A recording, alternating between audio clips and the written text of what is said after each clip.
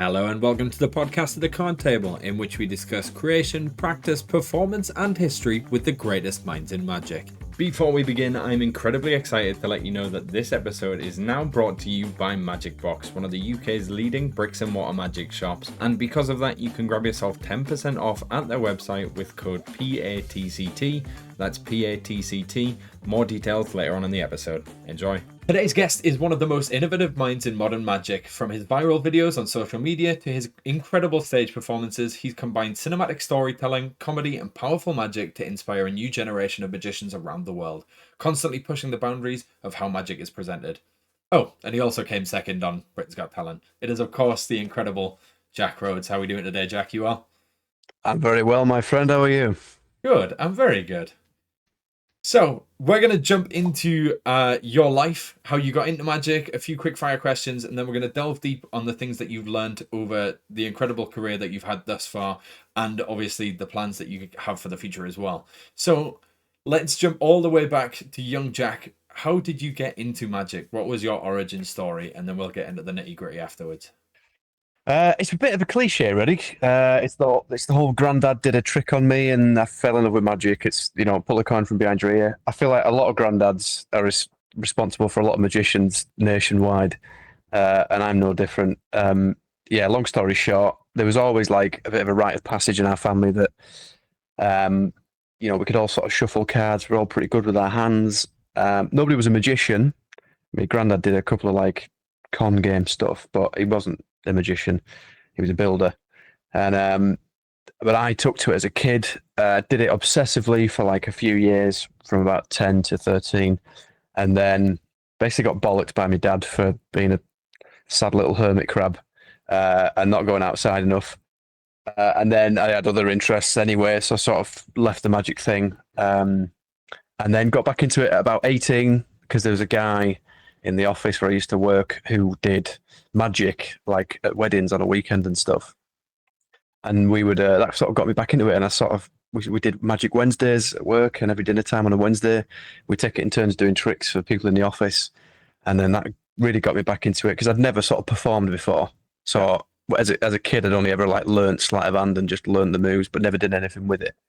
But at 18, I was like, oh right, actually this is quite good for like just being social and getting reactions. And there's a whole different side to it I've never even discovered before.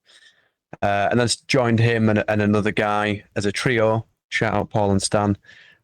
We did Lakes Wedding Magicians for about 3 or 4 years, and literally on a weekend, I would do close up magic as your regular job in close up magician for a couple of years. And then I got sick of that.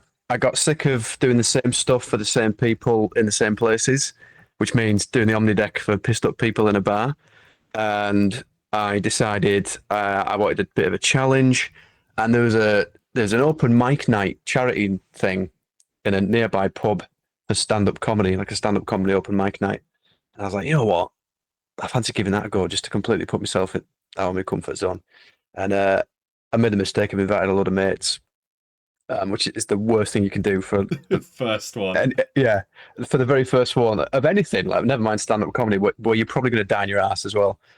And I was so nervous. It was like in this like basement of a pub that I fell down the stairs. I was like shaky.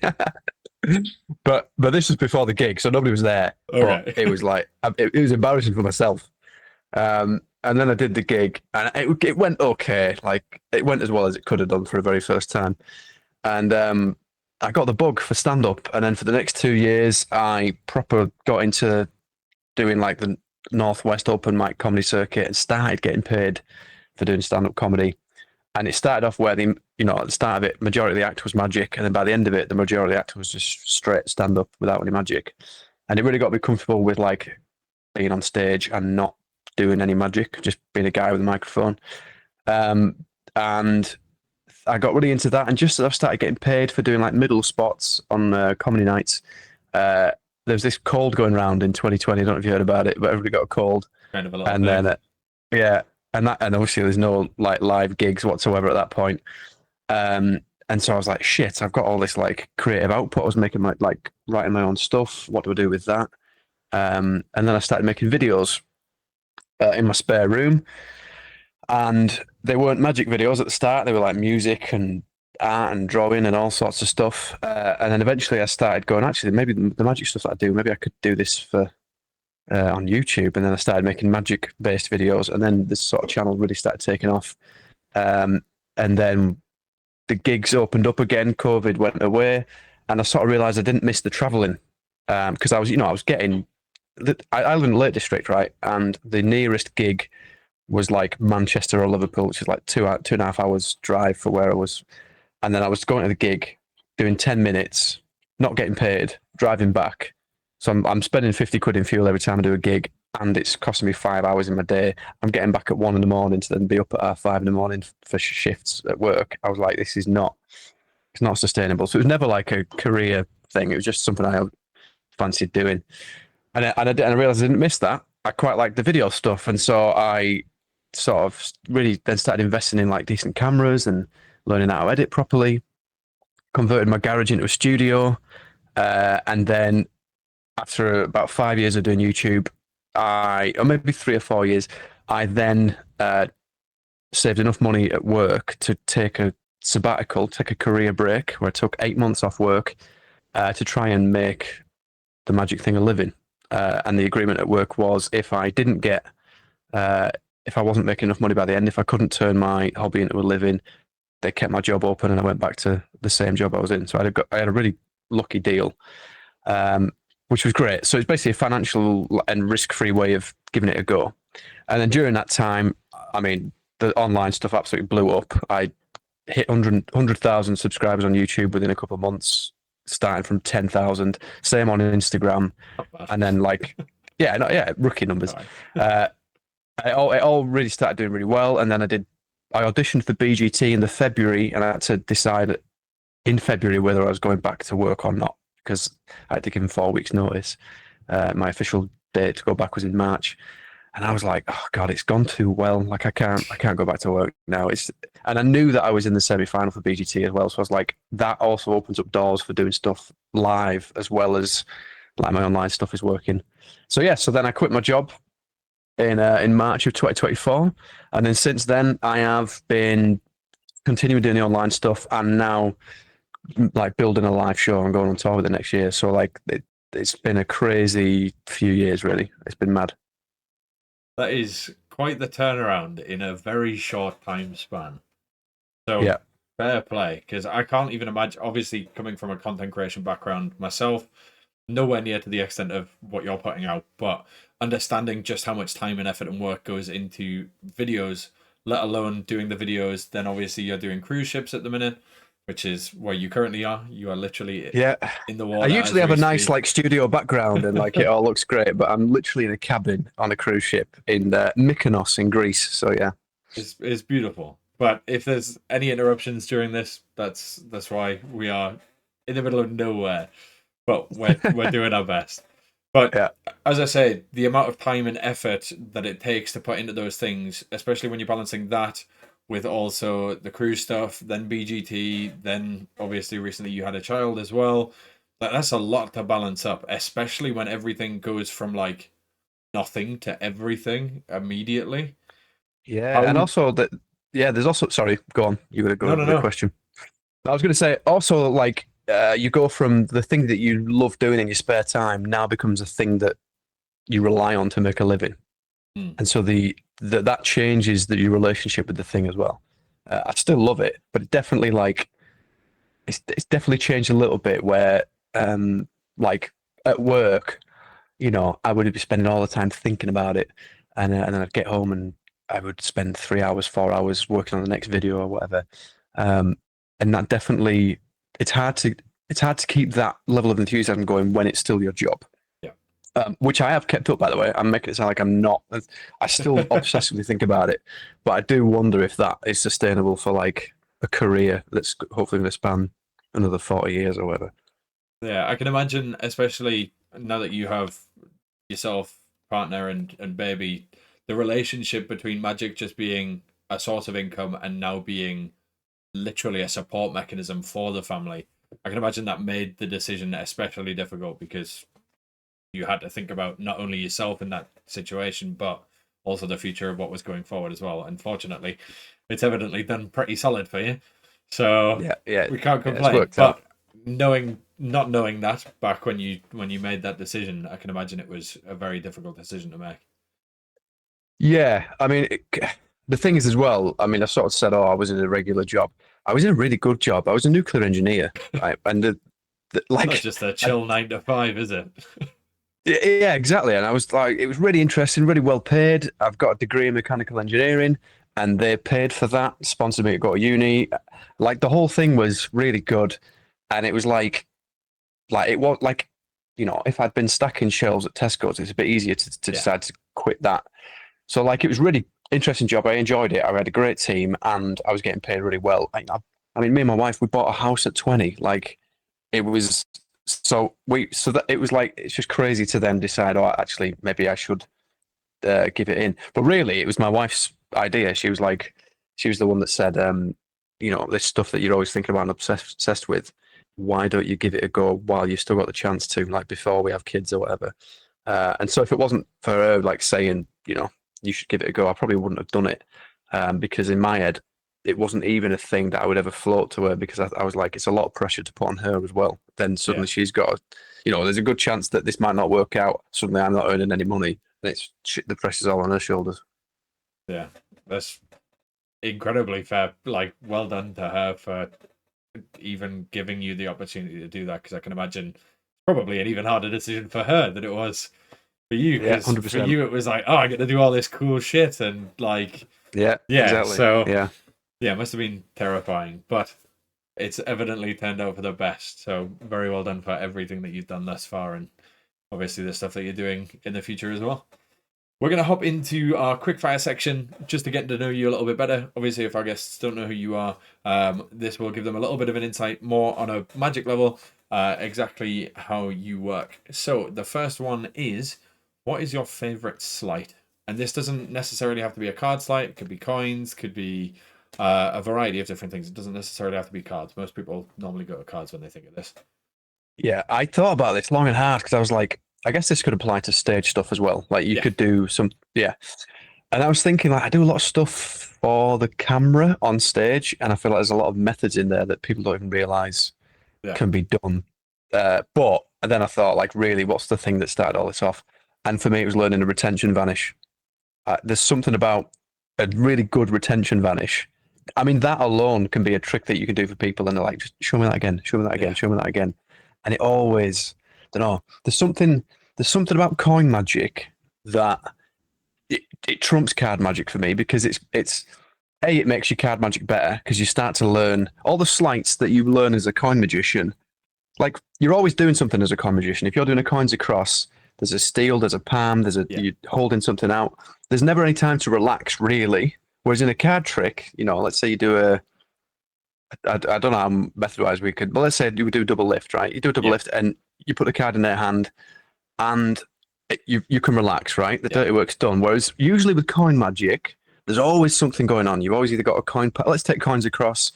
There's a coin either in palm or you're setting up the next thing, yeah. right? And you sort of then get to learn how to relax when you shouldn't be relaxing. And I think that's quite important for when like applicable to all other aspects of magic. So coin stuff for me was always like a big one, and the retention vanish. If you can nail that, you've nailed three-quarters of all coin tricks.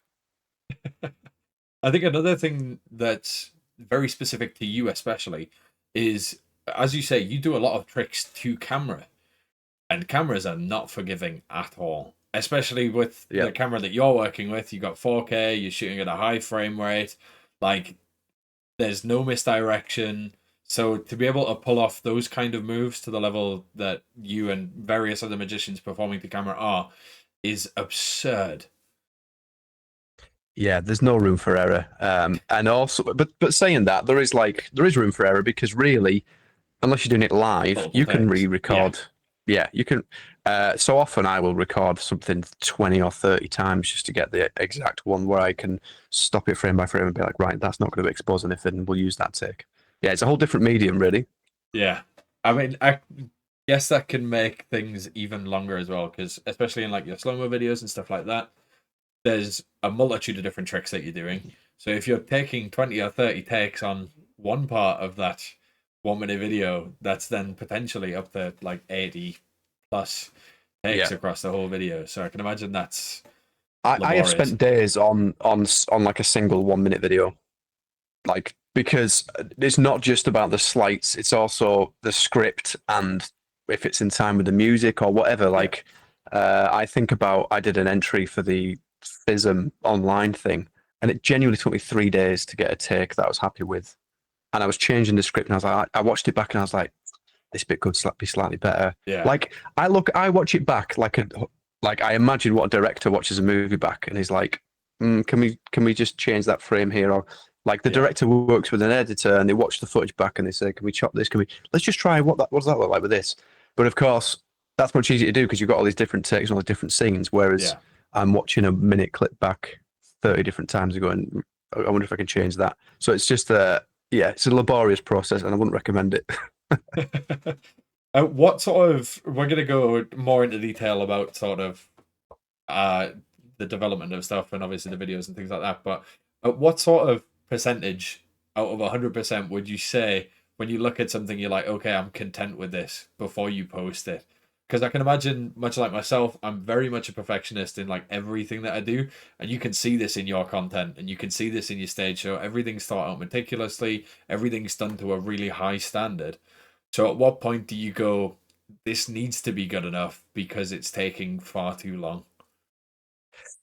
Yeah, it's an interesting one, isn't it? Because also, I think the longer something takes to make, the less passion you have for it. Like the inspiration for an idea is directly proportional to how long it takes. The enthusiasm for an idea is directly proportional to how long it takes to execute it. So you might have an idea, and it's like, oh, right. And I'm like, let's strike while the iron's hot and work on this idea immediately because it's in my system. If I wait a week and then decide to do it, the passion's gone and I'm not interested. And so it's the same when filming stuff or doing any editing or anything like that. The longer it takes, you have to really have a vision for something for it to take like weeks. And I have spent weeks on videos. I mean, I did a David Blaine video, which actually paid off. I did a whole like documentary thing on him, which is like a mini documentary. It took me a month to edit the thing. Like, and I'm talking editing for like 10 hours a day for 4 weeks, and that's not an exaggeration. It was like, it was just crazy. There were so many different clips, and that was perfectionism. Like, I mean, I probably went too far with it, but I just think if you've got, it takes a lot of self-belief, I think maybe is the thing, and if you're confident in your own vision for something, because there's a good chance you spend a month on something and it's shit. And then you go, well, I have wasted my time. But if you can spend a month on something knowing that the outcome will be good, like, for example, the live show, there are bits in that show that at every show, I change it slightly to try and make it better. And this has been a process for about 18 months now. And every time I tweak it, it does get better. And it's like, it's a lot of work, but it is like, I don't know, I know that it's worth it because the end result will be worth the effort. Yeah. I don't know if did you hear that big bang then? I did. Yeah. Apparently I'm underneath the galley, which is where they prepare all the food, right? I'm on like deck 2. There's 11 decks on this ship. Deck 3 is where they prepare all the food. And that banging happens at night at 4 a.m. So I sleep with earplugs in and these on top, and I still get woken up by the sound above me. Jeez. The life of cruise ship workers, I guess. The joys. This is the behind the scenes that people don't get to see.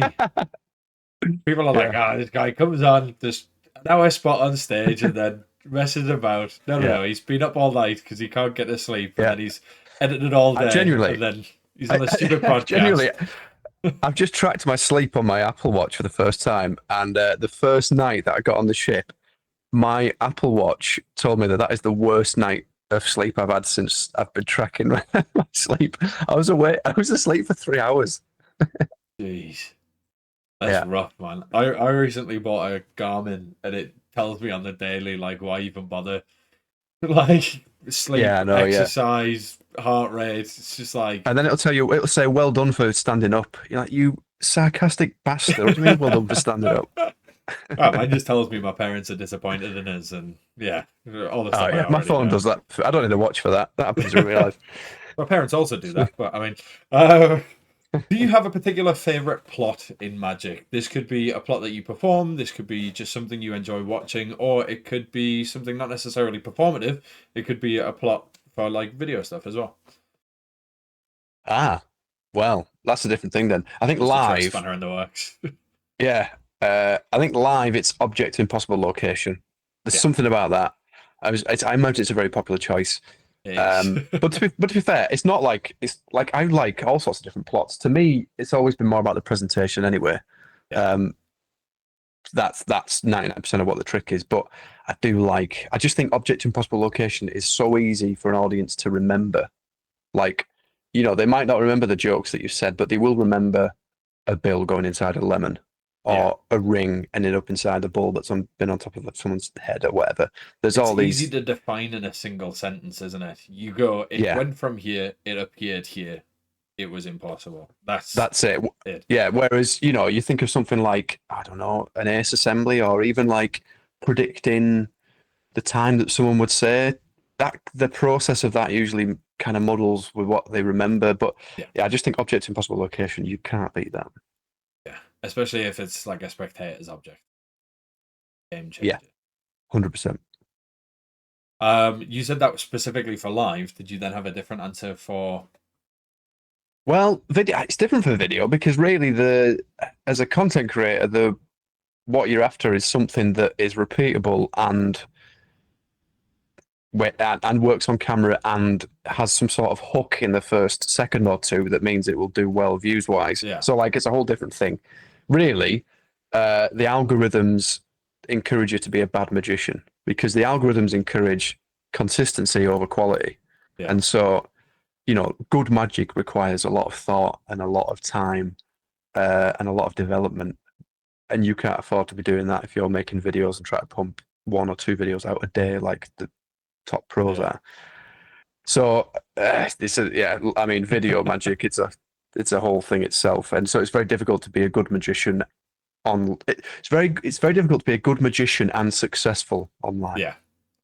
It's one thing I'd noticed about, especially the stuff that you're doing, is rather than individual crazy things, it's finding a format that works or multiple Yeah, formats that work and then running with those. Because one, it gives people a familiarity that can come back to yeah, it because they know they enjoy it. And for you, it's something that you can just take that framework and work through it, which is genius in terms of content creation.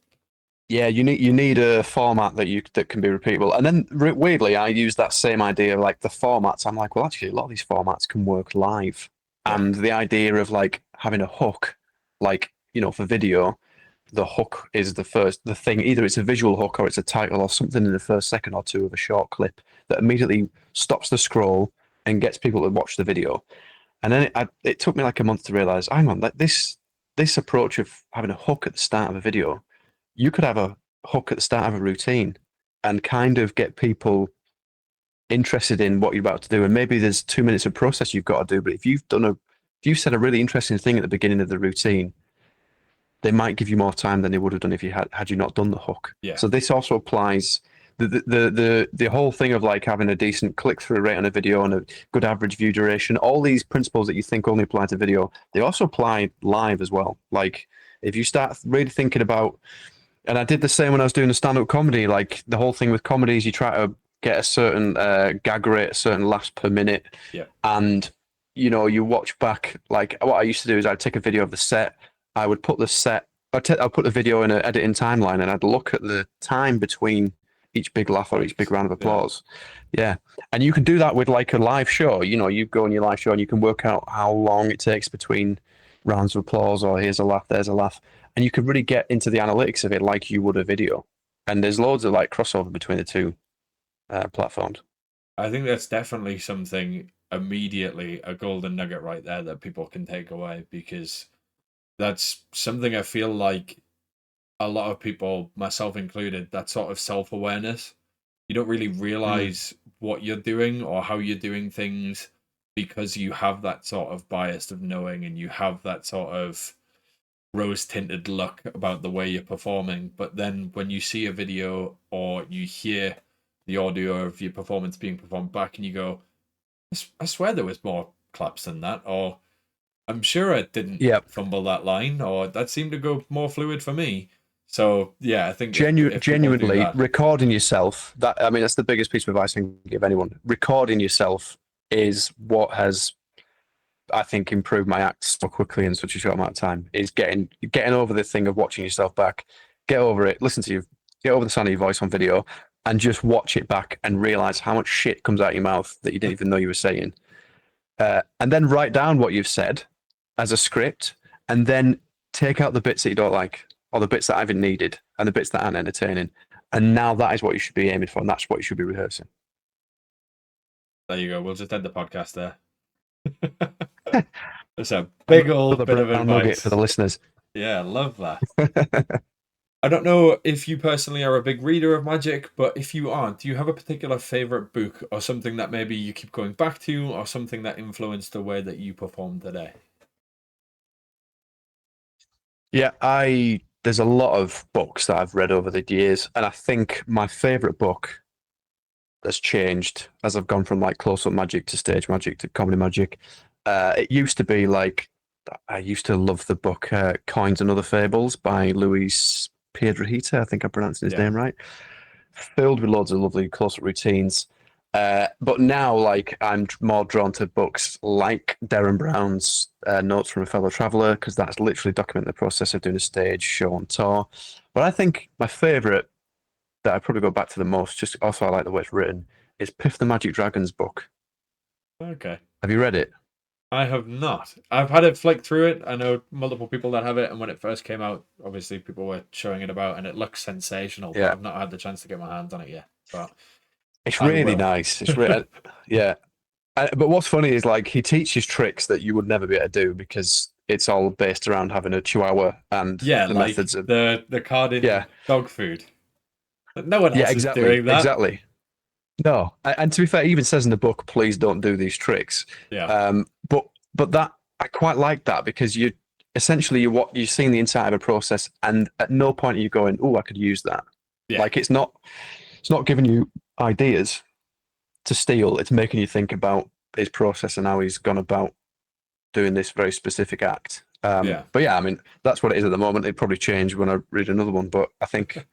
It always changes as your interests change as well. So I don't have one book that's It's those kinds of books and lectures that I prefer. Like I'd much rather read a book that details like little intricacies that people have put into their routines that take it from just being a bog standard run of the mill straight out of the box routine to being something that audiences really remember or are moved by. And it's those little bits of knowledge that I'd much rather read on than here's how you do this variation of a double lift, or like I'm not exactly bothered. yeah. I mean weirdly, I'm writing my own book at the moment because I'm lecturing in Blackpool and I want to launch this book alongside the lecture. And so I've been documenting the process of building this show and all my thoughts on like video magic and stuff. And so I'm actually now when you ask the question like, oh, what's your favorite book? I was kind of thinking, shit, I need to start thinking, what do I want to be in my book so that people will be like, they get what they get from it, what I hope I would have got had I read it when I first started. Yeah. Well, this time next year, maybe people will be saying, "Oh, Jack Rhodes' book." When I ask this question, fingers crossed. If the Magic Dragon might say Jack Rhodes' book. Yeah, that'd be crazy. Full circle moment. That's not a particularly massive time frame to be writing a book. If you want it out in February, that is fair play for that turnaround. It's not a bit cocky, but I'm pretty. If I got my mind on something, I'll make it happen. And I've been writing it for a good few months already, so like it's not like I've just started. Yeah, I know. Having watched, oh my goodness, my brain's Magic Inside podcast. The conversation that you had with those guys, if I'm remembering correctly, you wrote your current show. Obviously, it's a work in progress, but you wrote that in 6 months between. Like, how? Well, especially with that level of like creativity, that's absurd. yeah, I mean, I think I've got a good work ethic that's come from having a job that was quite high pressure and Yeah. like full on. But I mean, really, the truth behind that as well is more mad than what it sounds. Because this, like this thing that I'm doing now on this cruise ship and all these cruise ship bookings that I've been doing over the year and how I've been working the show, I got these booked in. Like I did a showcase a week after I came second on Britain's Got Talent, and I did 10 minutes in that showcase, and that was the only 10 minutes of material I had. But they were like, "Oh, you've got two 45-minute shows that you can do on cruise ships, do you?" Yeah, And of I was like, course. yeah. I've got 245s. Yeah, I got 245s. I didn't realize that the first booking would be in August, so I had to have something in place in by August, and I'd had 10 minutes in June. So like, I mean, yeah, it's crazy. 3 months, not even. Yeah, but like but the show was probably quite shit compared. Like, so I would say I had a good version of the show within 6 months, Yeah. and that was yeah. I mean that's what was seen at Blackpool this February just gone. Yeah. And so when I do Blackpool again next year in the Opera House, and obviously I'm going on tour, I will have been working on the show for about 18 months, and yeah, I'm quite happy with that to come together. Like I'm just constantly working on it. Yeah. I don't know if you can say this. Is the show at Blackpool next year going to be the full toured show? Yeah, it's the full thing. So Okay. I did Blackpool this year. I did like 60 minutes, and that was kind of like the 240, the best of the 245s maybe. Yeah. But now this is going to be the full shebang, full 90 minutes, and also you're going to see like interesting is if people spot like what's changed from last time I did it because I've been really tightening up and tweaking it and making it as good as it can be. I mean, I've been treating this thing like it's been quite nice because I'm so used to like spending, a week or two on a video and then putting it out there and then it's forgotten about. And I always thought like the dream really is to work on a film and like have 5 years of your life dedicated to 2 hours and making the 2 hours as good as it possibly can be. And to me, this show has been the equivalent of that. So like I now probably spend 3/4 of my working time on the live show trying to make it as good as possible.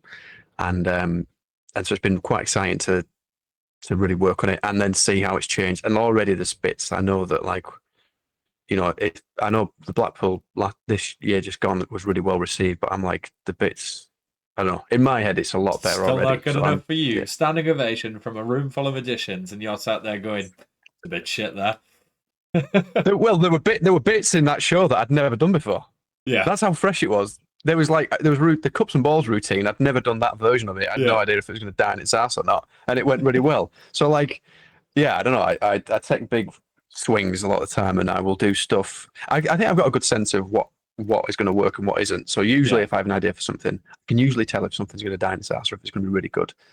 And I won't give what it is away, but there's a whole like bespoke intro that I've built for Blackpool, and it's the most mental thing you'll have seen in your life. Like it's not a trick. Yeah. If I'll give you an idea of what it is, it's a rap, right? But I know that it will go down. I know that it's good. Like, there's no way it's going to die in its ass. I mean, if it does die in its ass, I'm going to look a right tit. It's about 3.5 minutes, but I think it'll be good.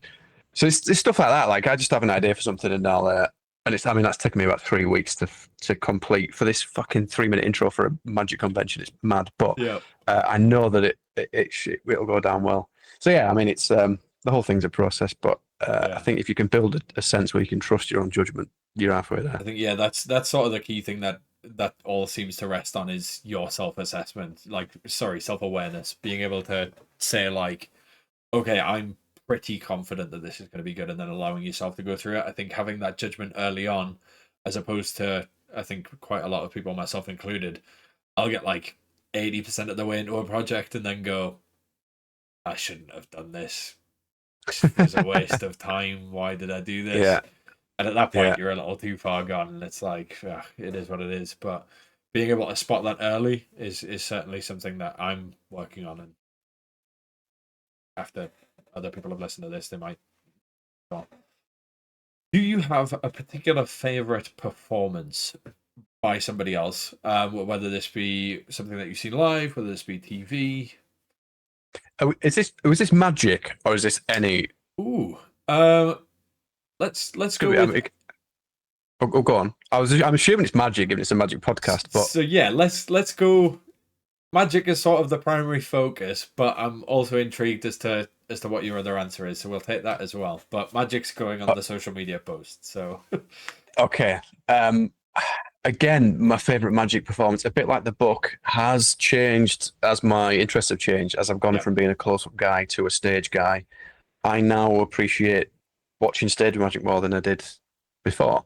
So, like back in the day, I mean, Jan Frisch's Cups and Balls is a big one. I mean, the amount of people that must say that is incredible. But, Yeah. I you know, think actually you might be the first person to say that, strangely. oh right, really? Which is wild because that is also my one of my all-time favorite performances as well, and I can imagine it would be for a lot of people.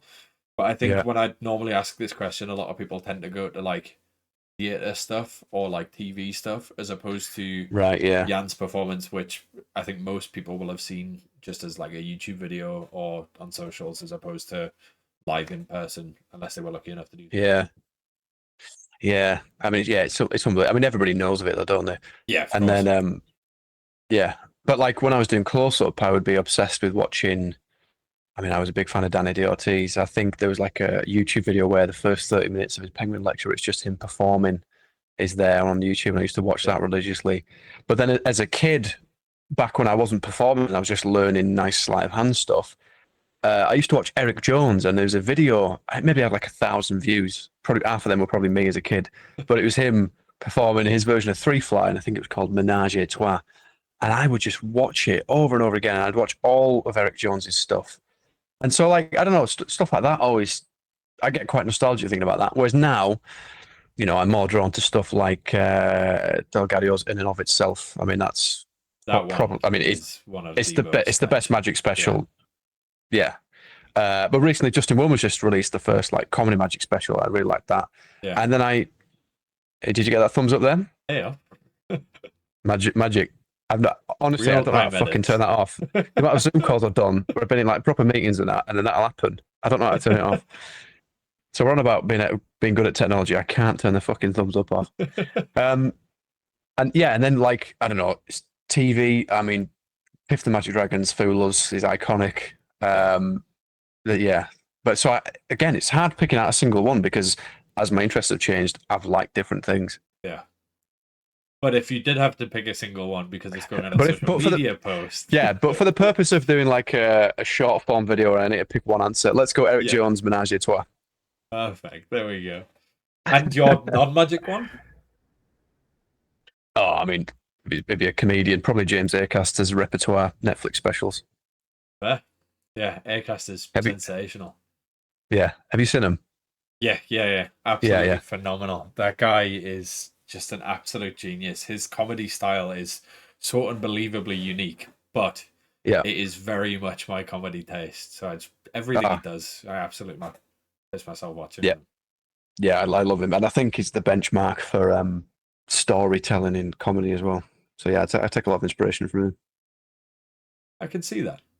I can see that in your comedy style and your writing style, which is yeah, it's really cool when, especially obviously doing the podcast, when people mention like their influences and things like that, and you go, oh yeah, fucking obviously, because then you look Yeah, at like their yeah. performance style and stuff like that, and you go, yeah, no shit, that is definitely somebody that's influenced you, which is cool to Well, see. yeah. Yeah, the other big influence as well would be Bo Burnham. Bo Burnham and James Acaster Yeah, are my favourite comedians. And Bo geniuses. Burnham is, yeah, he's a genius. And he very much, I mean, he's come from like the YouTube space and then did live stuff. But his stuff is very much like media heavy comedy songs. And he's not like just a comedian. It's his own thing. Yeah, And so I was like, try to like, not emulate him, but I was like, if I could do a similar thing, but in the world of magic, yeah, that's the dream. And so a lot of like the live show is very media heavy. And yeah. I lean on the skills that I've got as a video editor and content creator, and I will do stuff that uses the screen and the camera and play with all that stuff. And again, you have a little bit of music in there with your songwriting and stuff as well. So that also coming very Bo Burnham-esque. Exactly. Yeah. Oh, we have cut out. Are we still there? There we go. We're back. You good? We back? Yeah. Don't need to repeat anything because the video cut. It was just exactly, was the only part that's dropped out there. But that's fine. Speaking. Okay. Oh, what were you going to say? Sorry, no, go on. Speaking of influencers, the next one is, who are your influencers? Obviously, you mentioned Bo Burnham and James Acaster in terms of comedy, but in terms of magic, who would you say your influencers are? Again, that's changed as I've changed. Back in the day, like I said, Eric Jones was a huge one. Greg Wilson was a big one. I loved like learning sleight of hand stuff with everyday objects, and I always thought, even as a style of performer, I identified a lot with Greg Wilson because he's like down to earth, just a kind of regular guy, but he's doing this really good stuff. And then, like, as I've transitioned into like stage stuff, again, people like Piff the Magic Dragon, Penn and Teller. I mean, all your stage performers then become influences, and you're sort of studying like what works for them. But I think definitely in the world of stage, you can't. I think it's harder to be influenced, really, because I think you can be influenced in the close-up world, and what that means is you essentially do the routines of Greg Wilson or the routines of Eric Jones.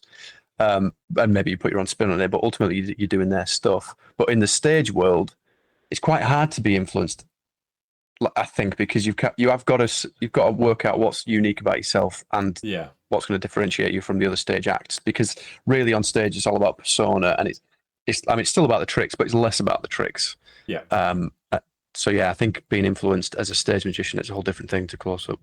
Yeah, it's taking those sort of stylizations and those little intricacies that we mentioned without just donning a dragon suit or getting a silent second partner. Like, it's difficult to take inspiration without just taking the content. And I can imagine that's also similar on a video front, because I can imagine a lot of magicians, after seeing what you're doing, have been inspired by your content and produce content accordingly, which is happens all the time. Yeah. I think people see through it, and also like it's part of the game. It is what it is. I don't think you can get too attached to your own. You can get attached to your own ideas. I think it's different live than it is on video. I think on video it's the Wild West online, isn't it? So you sort of just consign yourself to go, right, well, anything goes, and I'm not going to get too upset because it is what it is, and there's no policing it anyway. But I think in terms of live performance, definitely like stealing material and routines and jokes and stuff, that I would be annoyed then if people have stuff. I mean, it's happened. I mean, at Blackpool, just gone, I did the show, and obviously a big part of the show is the routine that I did on Britain's Got Talent, the lie detector hat. And somebody came up to me after the show with a picture of their own version that they made, and a picture of them on stage doing the lie detector hat routine. And they're like, "Oh, you've inspired me." And I didn't have it in me to tell him he's a prick, but he was a prick. I mean, it's just there's a very sharp difference between inspiration and just outright stealing. And no doubt, chances are, within that routine, there was probably all of the same jokes, if not the exact same routining. Cards, but probably it probably didn't work as well. It probably didn't work for him. He probably did it and went, "Oh, this doesn't work as well for me as it did with Jack." Why? And it's because it's like, you got to find on stage, you got to find what works for your own character, and you can't just take a routine that works for someone else, do it verbatim, and expect it to have the same result.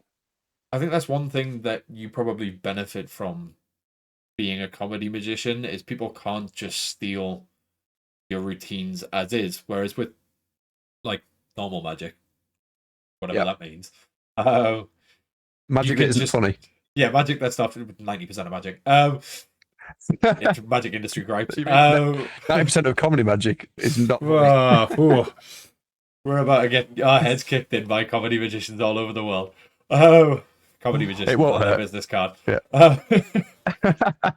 Yeah. I think that sort of is the safety net that you have as a performer, because they can't steal your mannerisms, they can't steal your personality, they can't steal your timing, they can't steal all of those intricate little details that you've meticulously thought about over the hundreds of hours of putting these routines together, as you say, sometimes months and months for a 3-minute thing. Whereas magicians doing normal material, somebody can go, I like that routine exactly as it is. I'm going to take it.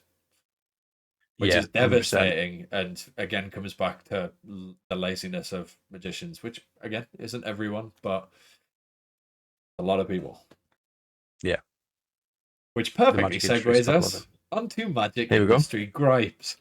Um, Oh, do okay. you have one particular thing that you don't think belongs in the magic industry? I'm hoping that this segment inspires people to stop doing the things that the guests mention. Or if you're Okay. not self-aware and you're listening to this, you go, "Who the hell would do that?" And then you proceed to do exactly that same thing at your next gig. So what Okay, what I've is got your one. magic industry gripe? I've got Podcasts. one that you've. I'm hoping. Yeah, magic podcasts. Too many of them. I think, and I don't think you'll have had anybody say this before, but I think this is as big an issue as it is as exposing magic online is, and that is magicians writing in the comments section of magic videos the method, Bro, yeah. I was and it looking happens all the time. in doing a lot of research for this. I have watched an unholy amount of your content. I've watched every I podcast that you've apologize. done, all of the Britain's Got Talent stuff. I've read I'm news sorry. articles, and again, like for example, the Chronicle ran a story about your final. Was it the final or semi-final? And they pulled a Twitter quote from a magician explaining how it was done, or not explaining exactly how it was done, but they'd given away details More that or they less. definitely shouldn't have. And then obviously that's been taken and thrown into mainstream media with probably without that person even knowing. But like, I don't think people realize Yeah. just how damaging it is. It's unbelievable, and I don't know how it's not been addressed further. Yeah. So, for example, I mean, I recently went on TV and I did. I I floated a phone into my hand, okay, Yep. and I put a clip of that online, and like 5 people commented the word Leviosa, just that and nothing else. It's like, who are you trying to? No one likes you. Yeah. There's a reason your wife doesn't speak to you, you sad old man. What the Go fucking spend time with your family and get a job or something. What are you doing? Why are you writing in the comment section the Getting name of the nothing trick? from that. No. Like, Like, you're not helping it's anyone, like, you're not proving anything to yourself or anyone else. Like, yeah, it's what are like you doing a gaining? game of like Trivial Pursuit and like one guy in a corner has read all the answers on the back of the card and just says them in the middle of the question just to fucking spoil the game. I don't understand why magicians are doing it. And like, there'll be times where I've done a video and like, maybe it's not a marketed effect, but people have gone, right, he did a classic pass at 15 seconds in, then it was a double lift, and then he did a top change. And you're like, you're clearly a magician because you know these terms. What So what you surely getting from you this? understand the etiquette Yeah, of being like, imagine that person standing at their gig and somebody beside them going double lift pass. yeah, Like, that's exactly what it it's is. such a dick move, and that's exactly the same thing just online. I don't think people realize, especially for yourself, that your main audience is not magicians in the slightest. Your main audience is lay people. Exactly. And I don't think Yeah. magicians realize that. And in watching your content, they go, oh, that was cool. And they have an appreciation for it, but they also express that appreciation, but not in the right way. Yeah, Like, oh, that was an it's the one incredible thing. double lift at this moment. Great. Just say your sleight of hand was Yeah, good or compliment, but don't specify and give an exact time code.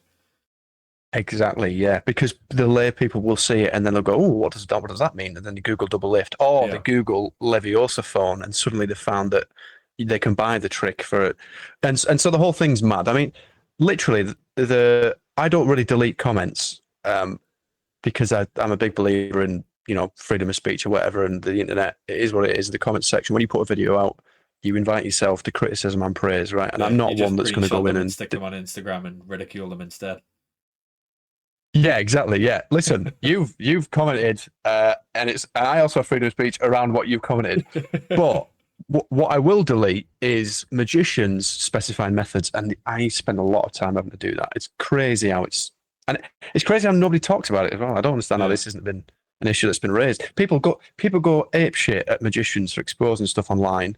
I mean, I've had criticism for exposing like the snap change in slow motion, And then these same people will then comment Leviosaphone on the next video, and you're like, "What? Whose side are you on? I don't understand what this is." Yeah. Anyway, Self-awareness. There's your gripe. Self-awareness. Whew. Got heated. You see you like slowly moving towards the camera. Ready to fight. This is what 3 hours of sleep does to you when you ask what your magic gripe is. Sorry. To be fair, with everybody in the past as well, we've gone into magic industry gripes, and then gradually throughout the podcast, we've just been like, fucking magicians.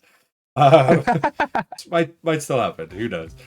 Just a quick interruption before we get into the next question. Obviously, with this podcast comes a ton of recommendations from guests of either books or tricks, and logically, I turn to MAGICBOX. Not only do they usually have exactly what I need, but I can get it the next day. Plus, Graham and the team really know their magic, so if I have any questions or queries about a product, they're ready to answer over the phone or email. And as a bonus for you listeners at home, you can also grab 10% off with the code PATCT. Just head to magicbox.uk.com and use the code at the checkout. Anyway, I just wanted to share that. Now back to the episode. Do you think originality is something that can be learned? And if so, how do you personally exercise sort of creativity when you're coming up with original concepts, whether that be for your videos or whether it be for live stuff? Like, how do you go about, one, creating things, but then making it your own? Because a lot of the stuff you're doing is very unique to you. And as we say, a lot of people have then tried to replicate that. But how do you find inspiration without just replicating? Okay, I think I'm the proof that originality can be learnt, because I have gone from being the close-up guy that does your usual stuff, Omnideck, ambitious card routine, to then a stage magician who's doing unique stuff. So I think it can be learnt. I don't think it's easy, and I don't think everybody can do it, probably. But the way I did it was I did the comedy circuit for a couple of years, and in the comedy circuit, you are not allowed to do anybody else's material. If you do somebody else's jokes at a comedy club, you will not play that comedy club again. And there's a whole different culture in the world of comedy compared to the world of magic. And in the world of comedy, you can't be nicking people's stuff. And so immediately it was like, shit, this is such a weird thing to be hit with, because in the magic world, we've got all these hack lines. I mean, I remember I did a podcast with some Australians magicians, and they were saying they've got exactly the same hack lines. Hold out your clean hand, clear your mind. That was quick. It's crazy that that's traveled so far around the world. Exactly. It's literally the opposite side of the world. Imagine a set of comedians on a podcast, one person from England, the others are from Australia, and they're having banter about the same jokes that they tell on stage. It's unheard of. Yeah. No. So in the world of magic, it's like, yeah, it's a very different thing to the world of comedy. And so I had it drilled into me to be original from that point on. And I spent 2 years working on a 10-minute act that was all me. And I sort of learned then what works for me and my character. And the crux of it is, to be original, you can't be thinking about the tricks. You need to figure out what your character is on stage. And then that will then inform your presentation or the angle on whatever routine you try to come up with. Having come specifically from close-up to stage, do you think the comedy circuit's a good way to get that sort of runtime? Because there's not really an interim between close-up and stage. You can't just practice on a stage unless you've got a shit ton of money and you're willing to just pump it into getting on a stage. There's not really an introductory method. It's weird, isn't it? There is no like. I guess the street magic is the only thing that you could say maybe. And I did do street magic for a little bit. I did a couple of goes at it. More in a performative sense as opposed to like a close-up sense. Yeah, sorry, like street magic, like people around you and you try to get money in a hat or whatever. Yeah. I mean, that is a whole different ball game, but that's kind of an interim, but not quite. But I think a comedy circuit. But then again, like if you're not a funny person or you're not a comedy magician, then you doing the comedy circuit, you won't learn anything from that. So like it's a difficult thing to go from close up to stage. But there are ways to frame close up effects. Like you could do let's say you could put on a work in progress show and give people free tickets and put on a stage show and essentially present close up tricks on stage and try and re-routine them in ways. I mean, I do a lot of stuff that's fairly close up a lot of the time, but I do it to the camera and I can make it play bigger. And so that's one way of doing it. But yeah, like it's not an easy thing. I think getting into stage magic, it's difficult. It's difficult already, and then to do it originally is also very difficult. And I think it takes a certain amount of gumption and grit to decide that you want to be original, because it's very easy to go down the route of, and I'm going to call out a lot of cruise magicians here, but bowling ball from Notepad, I don't know, cost The out standard deck, stage all stuff. these, yeah.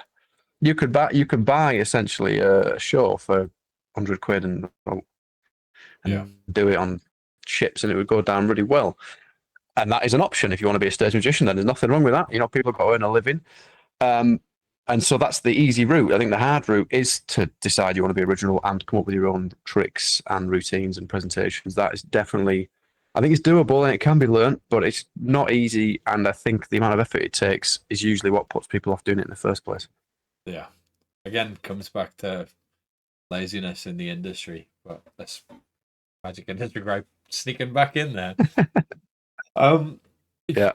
You touched upon quite a lot of things that are going to be brought up in this next question, but obviously your show, the Blackpool show, is an incredibly unique blend of sort of magic, technology, storytelling.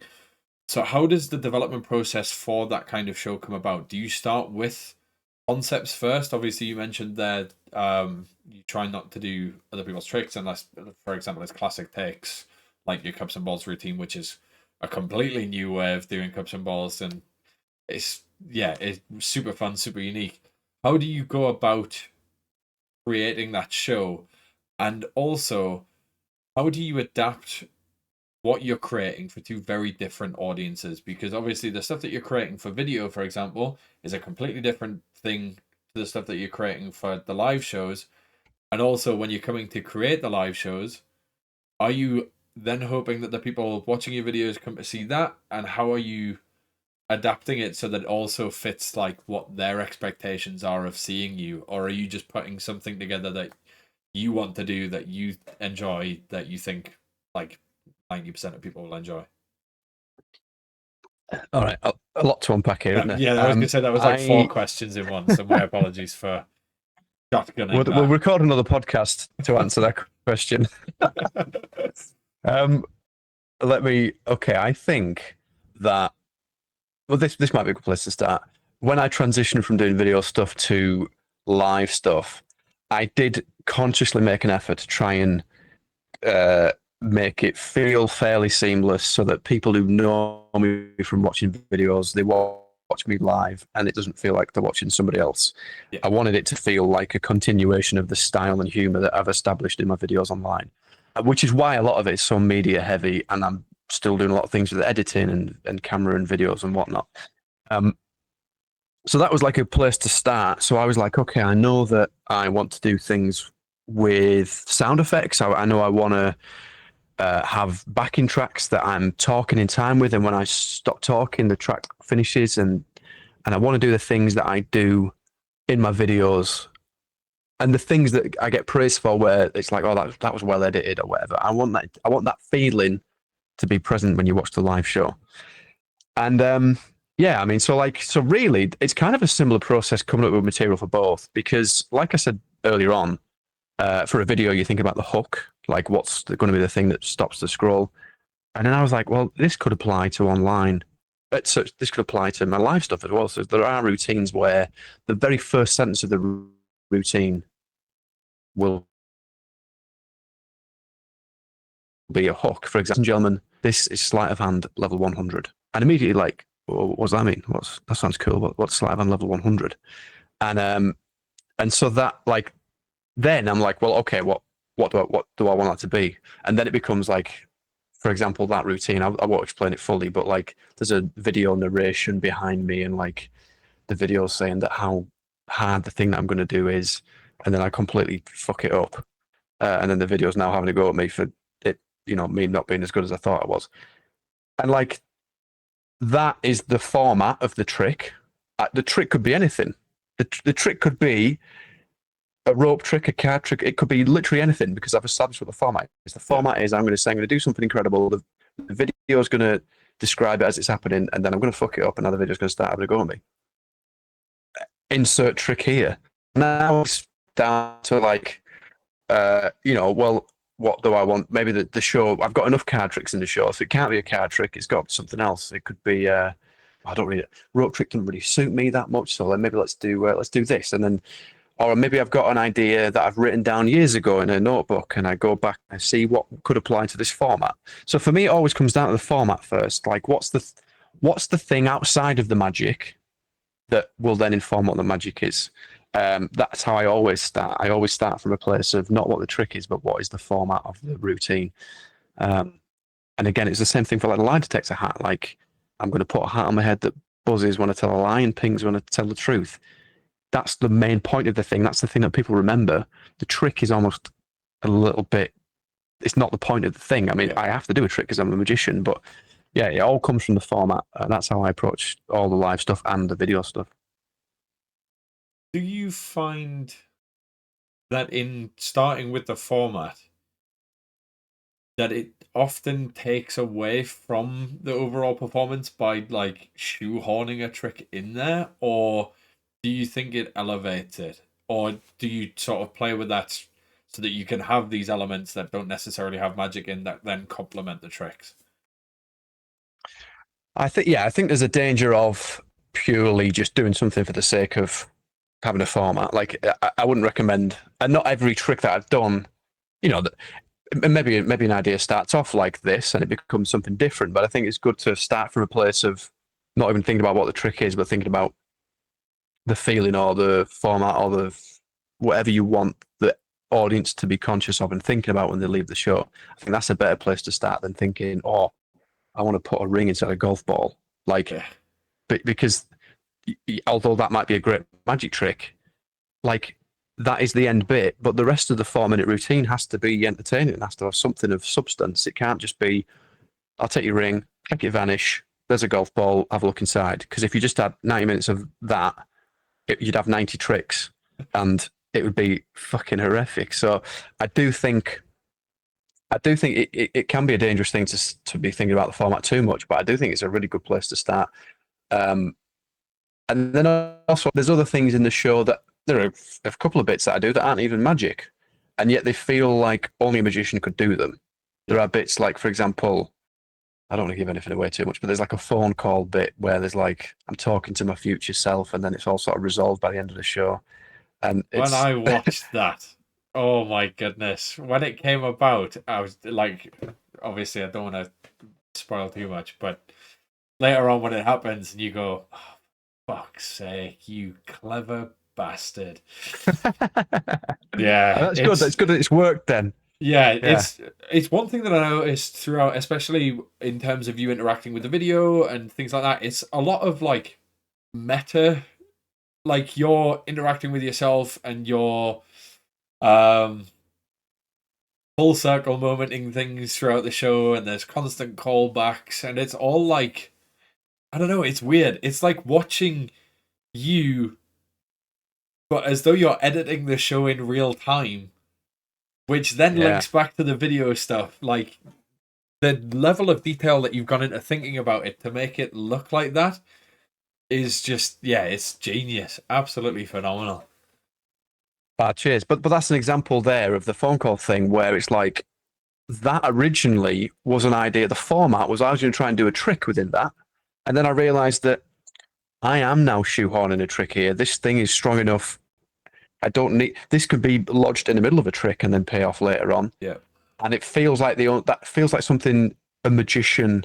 It feels right for a magic show, but there's no magic in it. Like it's and so that's I take a lot of inspiration from movies and TV shows, and if I watch something and there's like a feeling I get, or there's like for example, we'll talk about James Acaster, and I talk about he's the storytelling and the way that he writes his shows.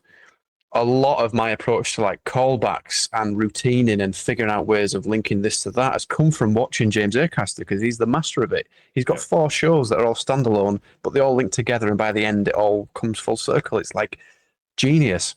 And so, I always try to take that same approach in my stuff, and sometimes it works, sometimes it doesn't. I mean, this is what will be interesting, because like I said, I'm writing this book. I've recorded every single show I've done. If you see the very first version of this show, fuck me, there's some weird shit in there that never made the cut. Right? Please put a link to that in the back of the book. We want to see that first performance. Oh, I will be. I will be putting all this weird stuff. Like, there's ideas in there that there's a good job they just never made the final cut. I mean, and there are things in there that didn't quite work, but I know there's a seed of a really good idea there, and maybe I need to figure out what it is. But I do think, like, the other thing is it's difficult to be like I would like to consider myself original and artistic, but I think it's difficult to be artistic and an entertainer as well. Yeah. Because as much as we can criticize somebody who buys the stock stuff and does the stock stuff and doesn't apply their own thought, it's entertaining to an audience. An audience laps it up. They love the bowling ball. They love tossed out deck. It's great. And it works for a reason. And again, I'm not knocking the people that do it. And an argument for that would be, I have done gigs where I've tried my artistic stuff. I've had my future self call my past self, and I've looked at the front row and there's an American guy asleep because he's not followed what I'm on about. And it's too up its own ass for him to appreciate it. And so it's difficult being... I think this is the one thing I'm always at trying to figure out, is how do I be mainstream and artistic at the same time? Yeah. Because you try, it's almost 2 different audiences. But it's a fun challenge. I've gone way off topic here, but yeah. No. It's been spot on. I think it allows for the people who can really appreciate it to go, wow, that's clever. But at the same time, it allows for everybody else, like 90% of the other people, to go, this is really entertaining. This is still fun to watch, without necessarily seeing the nuances and the tidbits. But for the people that are, they're like, you smug bastard. But they're the people that you want to be fans of the show as well. Like, they're the real... of course. Yeah. The people that appreciate the art and the time and the effort that's going into it are the people that ultimately you want the feedback from and you want to enjoy it. So, yeah, it's very cool to see. Speaking of your performances, we're going to jump into our annotated Erdney section, in which we're going to quickly watch your Britain's Got Talent semi-final performance, and it is the lie detector hat, which after this podcast everybody's going to go make and do themselves. We're going to take a quick look at that, and then we'll talk afterwards about sort of how that process came about. Obviously minus methods for what the actual trick is, but maybe talking a bit about Britain's Got Talent, that whole process, and coming up with the routining, because from what I've heard from other people that have been on the show, it is a very fast process, especially from sort of audition to semi-finals to finals. There's not a lot of time at all, and to get the routines and things together, I can imagine, is absolute carnage. So we're going to jump in just as you're taking a ring from Amanda, and we'll watch the performance as it goes, and then we'll discuss it afterwards. Amanda, please could I borrow one of your rings? One of my rings? Yeah. Which one? Which one's worth the most? I'm joking. Which is the most? That one's probably worse. That's got some diamonds Okay, we'll use that one. So you have that. Thank you. Is that okay? Am I going to get it back? Are you going to get it back? 50-50. No, you can trust me. Are we insured? You can trust me. Bruno, hold out your right hand for me, will you? Will you hold that cup up nice and high? I'm going to keep it. Okay, nice and high. Okay. Because the thing is, when you watch a magician, you can never quite tell what's the truth and what's a lie. Okay. With that in mind, I've got something to help you out. Inside this case, a really sophisticated bit of kit, back from my days as a nuclear engineer, back when I had a proper job. Years of development, millions of pounds, and they don't know I've nicked it.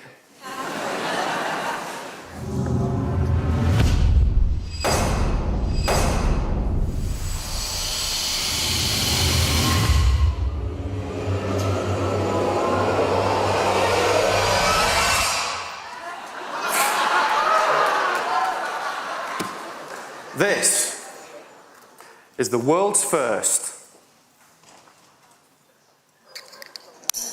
lie detector hat. And right now what it's doing is it's scanning the entire density of my brain matter, all right? Now, normally, this takes about 5 minutes to scan the average human brain. That was quick. What it's going to do is it's going to buzz and go red when I tell a lie. For example, if I say something like, I don't know, at no point in tonight's show has Bruno stood up from his seat. Oh, God. Okay? The cameraman loves it. But it's going to ping and go green when I tell the truth, like if I say I'm holding up a knife. All right? So now you know when I'm telling the truth and when I'm lying about simple things like holding up a knife. A fork. I'm not as daft as I look. So if I say something like we're going to do the world's best card trick, right? We're going to do a pretty good card trick. And I'll show you 5 cards. They're blank on the front and they're red on the back. That's it. Blank on the front, red on the back, and that's it. Nothing sneaky going on. Okay, one of the cards is the Ace of Spades, but apart from that, that's it. No more lies, yeah? We're good. All right, the blue on the back, but apart from that, that's it. That's the full truth, blue on the back. But, okay, so royal flush is what it is. That's annoying.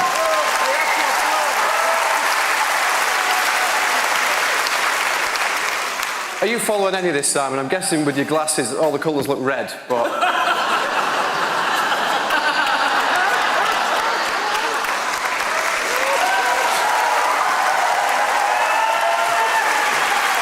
They look good. Hey.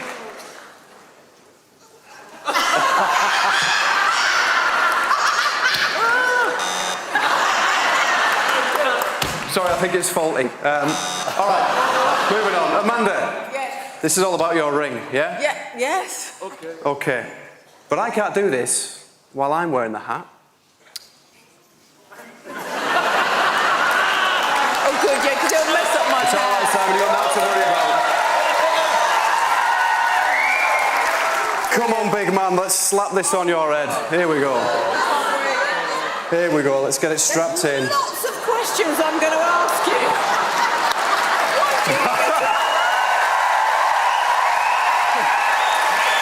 Right now. What do you want to know? Do you know This what? is so The entire Britain's Got Talent thing, it's been worth it for this moment for me. This is Yes. amazing. I don't look stupid, do I? You don't look No. stupid at all. Okay, right now it's scanning Simon's brain, okay? And don't worry, I'm not going to ask you anything controversial, nothing too, Please ask him nothing something too personal, controversial. but Simon, Yes. how much are you worth? Don't answer that. Not much. Okay, we're in, okay? Now, Simon can't lie. Live on telly, all right? I've always wanted to ask you this. Is your favourite judge yourself? Yes. At least he's honest. But genuinely, Simon, genuinely, my magic, yeah? Is it as good as Bruno's dancing? It's better. Cheers, mate. Right, listen though, Amanda, yeah? Yes. He can't lie. I know, I'm thinking You of can what ask him can ask whatever you him. want. This is your moment, Amanda. Go for it. Can I be on the show for the next 2 years with an uplift? Obviously with Alicia and Bruno as well. Yes to the first part, no to the second. I think I'm going to pack it in before I get kicked off the show. Now, Amanda. Yes. This is about your ring. You're not going to see the moment it happens, but you are going to hear it.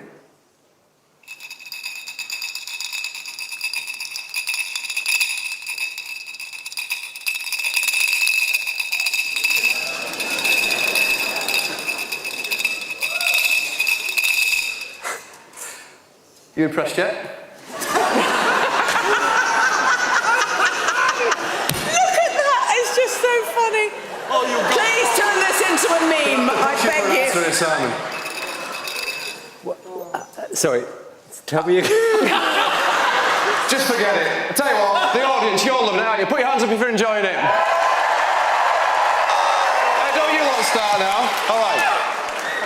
Big finish. Big finish.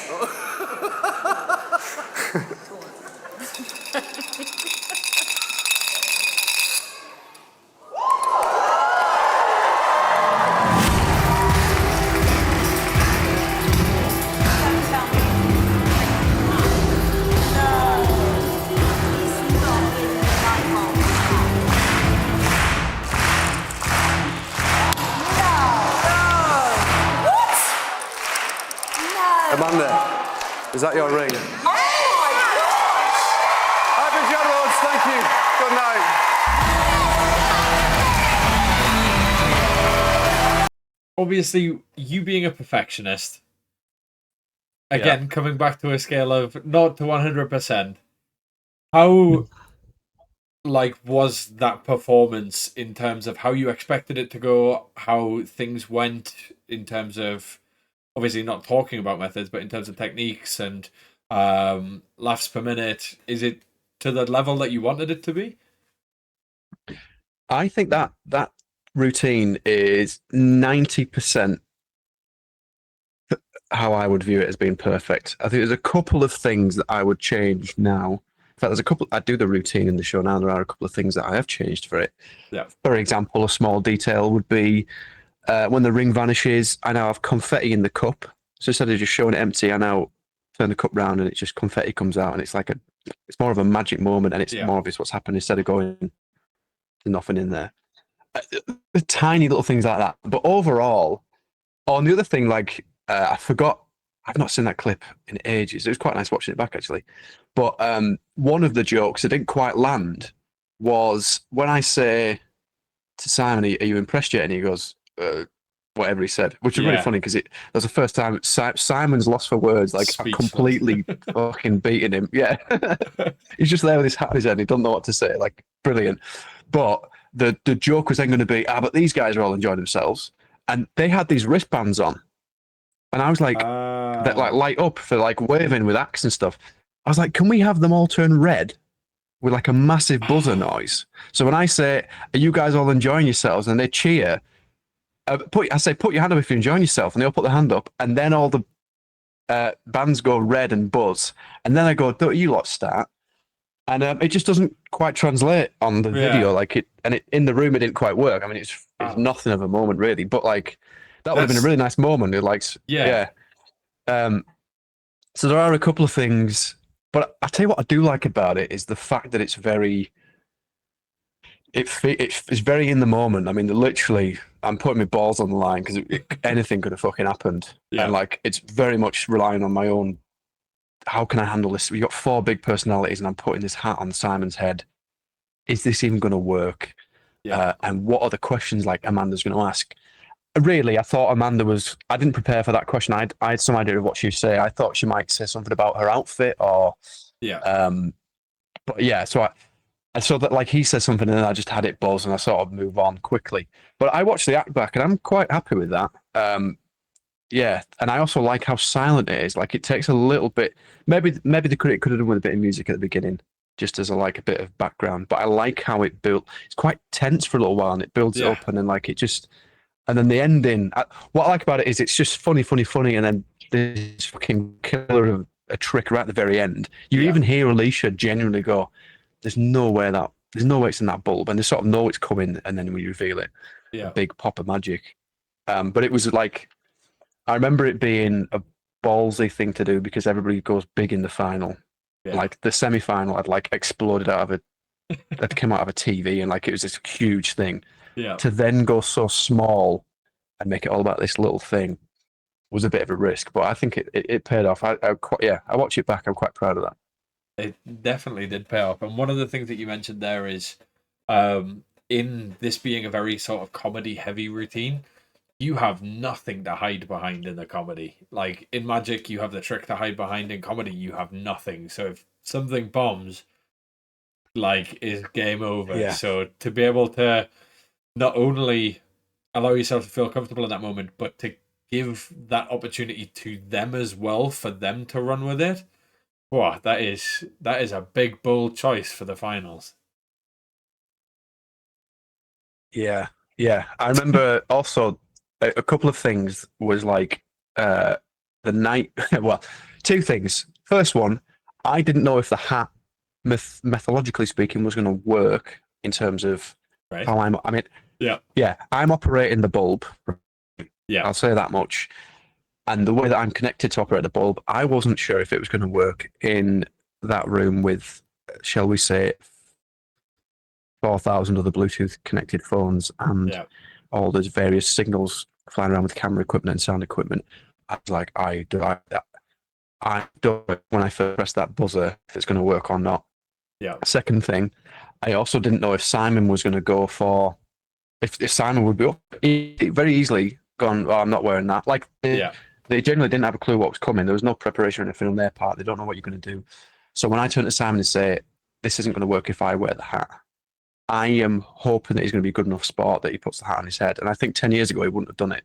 But I think, like, now he's a bit better. And also, I think I sort of had established myself as somebody that you could trust. I'm not going to make too much of a fool of him. Yeah. I know on the third thing, the hat broke the night before. I remember hearing this on Magic Insight. Yeah. The So incredible that was Mark coming and sorting that out for you. Mark Lemon coming in and last minute and fixing it. So, like, there was all these things, and I watched that back and I'm like, there's no sign of any sort of nerves, but I remember being very nervous until the point where the hat worked. Because once I got that first buzz, the first thing where I say, it's going to take 5 minutes to scan my brain, that was quick. Yeah. That first light up, I'm like, as long as that works, I'm solid. And then it's on me, and I'm not, because if that didn't work, I've got nowhere to go. Like, what the whole routine's fucked. You mentioned that obviously the judges don't see any of it. What is the, in terms of preparation time, with you being able to get on stage and test those kind of things? Is that something that happens? Do you have much time in doing that, or is it just sort of a get out there? We did one test. Yeah, we did one test, which was during the ad break of one of the semi-finals.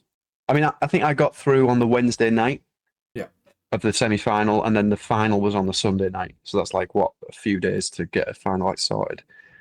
But on the Thursday, I think on the Friday, because I knew I was doing a lie detector hat, I was like, we need to test this thing under the conditions it's going to be under. So in the ad break of one of the semi-finals, I had Mark and I think Russ Stevens go to the judge's desk with the hat, press the button to trigger it and just see if it worked. But even then I was like, that it works now, but it might not work later on. Yeah. So there's not really much time. I did know, though, from the beginning, like, the producer sort of asked you, like, you know, if you got to the final, do you have any ideas of what you'd do? And I knew that this hat, that I would, like this, I was working on this routine outside of BGT because I wanted it started off as a video thing, and then I thought, actually, I could do this live. I knew that the final would always be, if I got to the final, the lie detector hat would go in Simon Cowell's head, because that would be a hell of a moment, and it'd be, and they were on board from the moment. So I think they wanted me to get to the final because they knew how good a bit of TV that would be, putting a hat on Simon's head. Yeah. But, like, I mean, I said this on other podcasts, but I had not done that routine that many times. Genuinely, that performance you just watched is the third time I'd ever done that routine. And if I remember correctly, the 2 times before that were in, like, pubs in the middle of nowhere. One was my mate's house, where we did, like, a work in progress show, and we put 10 chairs in his living room. And the other one was a working men's club work in progress show. And then the third time I did it was on the BGT final. And, like, you watch it and it appears like a really well polished, tight routine, but, like, fucking hell, it was the third time I ever did it. But to be fair, it hasn't changed that much. So, like, I think I just nailed the script pretty early on. Yeah. Again, it's just having the balls to do it in the first place, and to knowing that it's like a solid idea to run with. Obviously you mentioned there that you did it 2 or 3 other times. What was the sort of time scale on that? Did you do that after you'd done the audition, you were like, oh, there's a potential that this happens, therefore I'll trial this? Or was the trialing that in terms of wanting to then do it for the live show, for your show separate to BGT? Or was this in that time between the audition and the final? The hat got built at start of May, and end of April, the hat got built, and I could try it then. And the final was the 6th of June. So 5 weeks. Jeez. Yeah. Not a lot of time at all. But I think BGT's like that anyway. Like, it's very rare that you go in. Everybody's got different experiences with BGT, and I think I was quite lucky because I think they'd learned that. I think that the further you get into the competition, the more trust they have in your ideas. If you are like, I've got good ideas, and so, like, I remember pitching the idea of talking to myself on a TV for the semi-final, And they were like, what the fuck is he on about? Just talking to himself. Like, it's probably such a weird thing. And so I was like, let me just film something out. And I had a video. I do it a lot in my videos anyway, where I talk to myself, but I just sent them a video of it. And I was like, look, this is what it would look like. And I made a version of it in my garage, and it was me on a computer monitor popped up and talking to me in real life. And suddenly they're like, oh, right, okay, shit, yeah, that really works. Yeah. This guy's got good ideas. And I think I'd sort of established that, okay, this guy, he knows what he's doing, and we can trust that he's got good original ideas. And so when I pitched the thing with the lie detector hat, they were like, yeah, we sort of trust. I mean, it's funny because, they had notes in the semi-final, the producers and stuff. And then I remember for the final, I did the routine like rehearsal, and they just didn't say anything, which is good because they don't want to change anything. They're just like, yeah, just do that as is. Oh, There's a couple. I did throw in a couple of lines that there's like a whole compliance team that needs to justify their own job, so they need to remove stuff in your script. So I was throwing stuff in about having a big semi and stuff, and they were like, yeah, you can't say that, and I was like, I know that. So I purposely wrote lines in there that I knew they would cut, so that I was left with the bit that I knew that I could keep. Yeah, would make it. Okay, right. There's a lot of little nuances throughout that routine that quite a lot of people obviously may or may not have picked up on. For example, the strap is an active choice, which sorry, spat me on drink out, laughing at my own joke. Obviously, it's an active choice. It's something that you do on purpose, and you've mentioned in other podcasts that sometimes now you even do it by accident. It's just become like that much of a thing. Yeah. And also, but the thing is as well, like, I know that's on purpose, but I genuinely don't think everybody knows that I've done that on purpose. I think some people will watch it and go, this guy's a moron. The straps, he can't even put the thing on properly. And that's kind of what I want. It's every single detail. This comes from the video stuff. Every single second has to be considered. And if something takes 10 seconds, but could be done in 7 seconds, you best have a good reason for doing it in 10. Yeah. And every moment, you just try and make the most out of every moment, whether it's comedy or magic or whatever you're doing.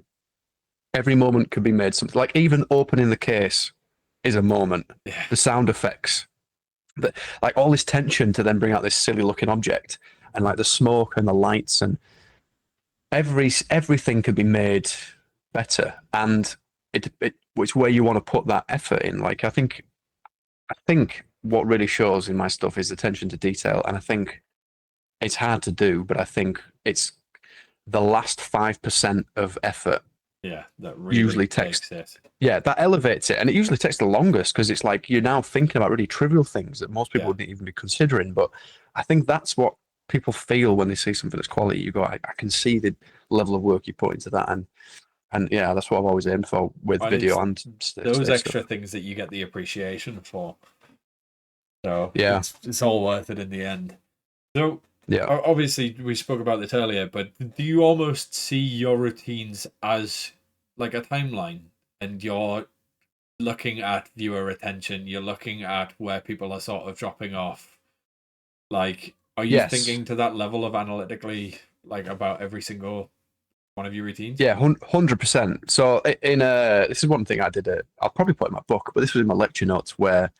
On YouTube, you could watch, they call it a retention curve, and it's a graph of how many people are watching the video, it's a percentage, and then the time, right? And you can follow along on the line where people are losing interest, so where people have clicked off the video. So it starts off straight, and then there's a dip, and maybe you've said something, and there's a dip, and then sometimes there's a spike where people have fast rewinded to watch another bit twice. And you can watch people's interest in what you're saying. It's brutal because you watch, and you can watch the video alongside the graph, and you're like, oh my God, people do not like the sound of my voice, and it's brutal. But it quickly teaches you like what's interesting to people and what's not. Yeah. And so I approach the same thing with. My scripts are. I barely do any improv, like because I'm so fixated on it being well scripted and tight and well paced and feels like it's just all, all the things you mentioned, the callbacks and how it's written and stuff. That's all intentional. And then There's a couple of bits where I do a bit of improv. Like, for example, when I put the hat on his head, anything goes at that point. It could be, especially when I asked Amanda what question you want to ask. But I do think that as long as you can make it feel not rehearsed, that I think the script is the most important part of the process, really. And if you can stick to the script, the better, because usually the stuff that you come up with on the spot, unless the comedy gods have struck you. Like, for example, I wasn't planning on doing that joke about Simon Cowell's glasses. Yeah. That was never part of the plan. And then I just it just struck me in the moment, shit, he's got red glasses on. Yeah. I guess you're not following any of this, Simon, because I bet all the colours look red, don't they? And it was like one of the biggest laughs in the routine. I was going to say, usually, it had like a 10-second applause after that joke, which is wild. Here's another interesting bit. Then I say, they look good, though. And now everyone's waiting for the hat to weigh in, but the hat had disconnected. So I'd actually I was meant to go, they look good, though, and it immediately buzzed. That's what was meant to happen. I pressed the button and nothing happened. I was like, oh, shit. I'll give it a second, let it reconnect. I can feel when it reconnects. Yeah. It vibrates. And then, but what happened? And then I did it. But what happened was I got 2 laughs out of it because I went, they look good. And then you got that awkward pause. Yeah. You've got the awkward pause. And then when it hits, it's even funnier. Like, so it was just that I got kind of lucky as well. So, but yeah, usually I try and avoid as much. I don't know. I think I'm better scripted than I am improving. That's probably a weakness of mine. And I think one of the things that you do really well is making scripted stuff look improvised. I think that's an incredibly difficult thing to do, especially, I mean, making something scripted just look natural in general is hard to do, but being able to take a moment like that strap and make it look like it's the first time it's happening and you reacting accordingly. So that it does feel authentic and it doesn't feel like it's another bit that you have every single time, which, unbeknownst to the audience, you do. But it's making it look natural in that sense. Am I back? I cut out for a second then. You are back. Another thing I've noticed, I don't know if this was a decision on your part, or if it was a production part, and another little tiny nuance is the backdrop that you had was part stage, part like nuclear.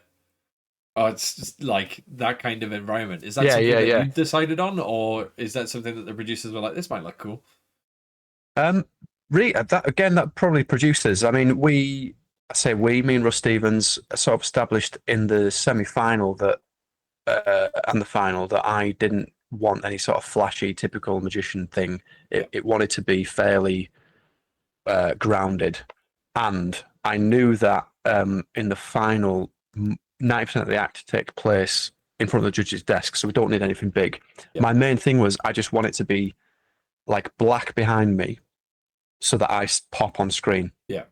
And so basic background. I don't want loads of sparkly things because that's going to distract. The point, this thing is so simple. All we needed to see are the judges and me in the hat, and that's it. And so, but production design, like we don't read, that's more on the producer. So compliment to them. You've described yourself in the past as being very obsessive and, as we mentioned before, like a perfectionist in the work that you do. So how do you balance both perfectionism and the timeline of show development without burning yourself out? Because I can imagine, as you mentioned earlier, it takes a lot of time to get everything to the level and standard that you want it to. So how do you balance that with actually getting stuff out? I can imagine with the social media stuff, because of the algorithm, you just kind of have to get it out and you don't really have the opportunity to be as perfect as you'd probably like to be with it. But how does that differ for stage? Yeah. Good question. I definitely am obsessive, and I definitely could spend less time on things and be more efficient with my time. But I think if I did that, the output wouldn't be as good. Yeah. And so I sort of, although I am spending all my time thinking about this stuff and very meticulous with the details, I do think that's my strength and not a weakness. And so usually what that means is things take longer than what I think they would take. Usually if I think something's going to take a week, it means it's going to take 2 weeks. And I've still not got my head around that. But it's difficult. And also, like, you were right there with the video thing, because the videos, and to be fair, my video output has not been what it was when I was going particularly viral and stuff when I first started out, because I put so much attention into the live stuff.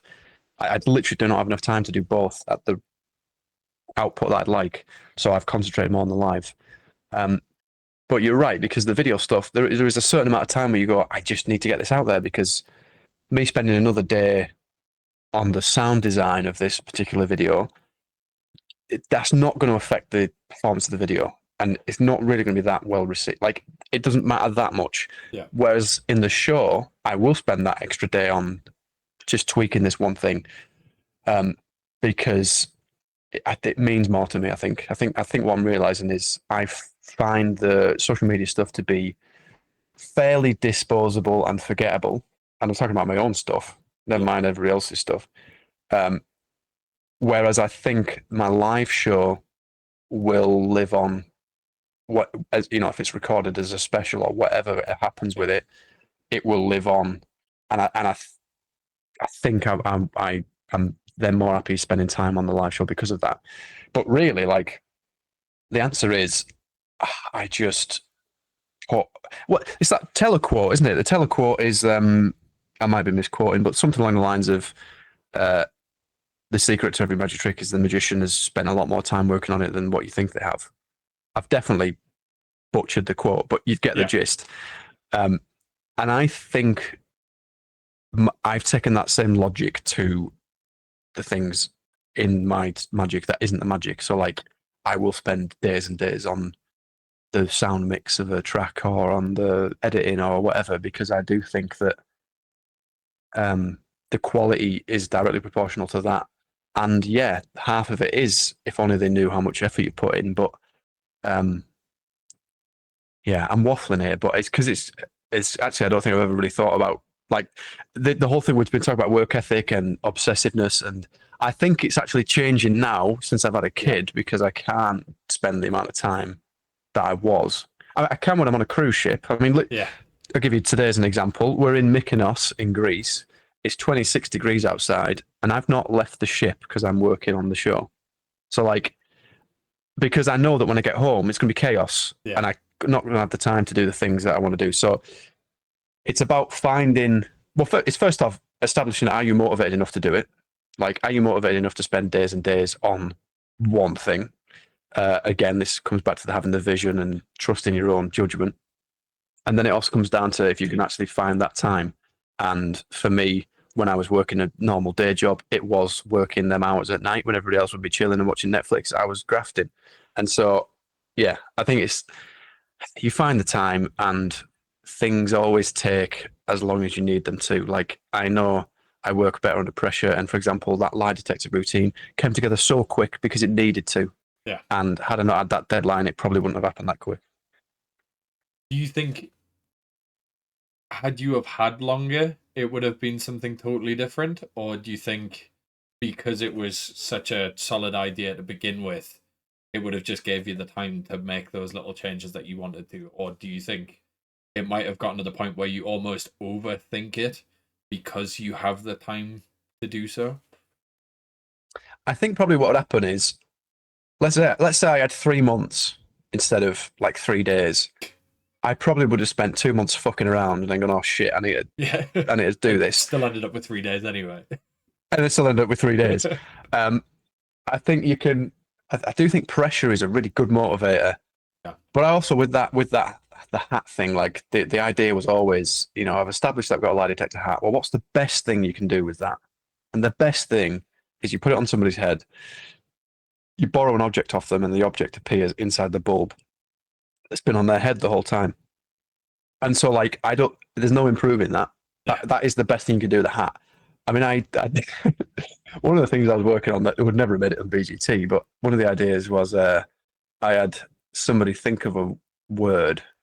No, I had somebody think of I said to somebody, think of the first word that comes to mind when you look at me. And I put the hat on their head. And then I go through the alphabet and I go A, B, C, ding. Oh, okay, first letter's a C. Okay. We go for the rest of the alphabet. The second letter's a U. And then the third letter's an N. And then I just take the hat off the head. I was like, all right, I get it. But again, like that. Compliance team not running with that one. No, I put that in, and they said, "Yeah, you can't say that." But and like I don't do that in the show because it's probably a bit blue for me, really. But Yeah. I, like it's a good idea, but nothing was ever going to top having a ring appear inside the bulb. And so, like, once you've established what the thing is, then it is just figuring out the filler stuff. Obviously, I could chat for ages about the intricacies and everything that you do because the level of sort of thought that you put into stuff is ridiculous. But I'm gonna try and wrap it up. This is Corey speaking, not podcast Corey speaking. What advice would you give to somebody who is looking to make a similar transition to that you did? Obviously, not everybody's going to have the opportunity to have a sabbatical where they can give that. If they can do that, I can imagine that's something you'd highly recommend. But what advice, outside of the very specific stuff to you, would you give to somebody looking to make that transition to get into what you're doing? First off, ask yourself, are you already putting the work in that you need to? Because I think a good mark in the sand is if you are doing it, let's say you've got a regular day job, if you are spending your hours where you would normally, where most normal people would be chilling and watching Netflix or whatever, if you are spending them hours working on this hobby, then that's probably a good sign. I think the work ethic is a huge thing. I think a lot of people quit the job, don't realize quite how much work it is to make magic a living, and then go, "Oh shit, I was probably better off what I was doing." The other thing is to also be aware of the fact that this thing that you really like to do, maybe you should, if you are thinking about quitting your job, see if there's a way of doing, like, even if it's not sabbatical, if there's a way of doing a week or two's holiday, and seeing if in that, and don't go on holiday, spend that 2 weeks being a full-time magician, spending 10 hours a day. It's so ironic because I say spend 10 hours a day. No magicians I know spend 10 hours a day working on magic. I think I'm the only person who works. You might be an exception. I don't know. But the most people I know don't spend all this. Most magicians work maybe 4 hours a day, tops. Yeah. This is what differs magicians from the people that are at the top of their game that are spending an unholy amount of time. Like, I know Tobias Dostal, for example, is spending literally days on end working on products just to release. Yeah. And there's a multitude of other people that I can think of off the top of my head that put in an unholy amount of time. But they are the people like yourself that are front running the magic industry, and they're not the people that are just sort of getting lost in the general gist of magic. Yeah. So on that, I would say then, like, do whatever you think your work pattern would be as a full-time magician. Do that for 2 weeks if you can, and figure out if you enjoy it. Sleep until 4 p.m.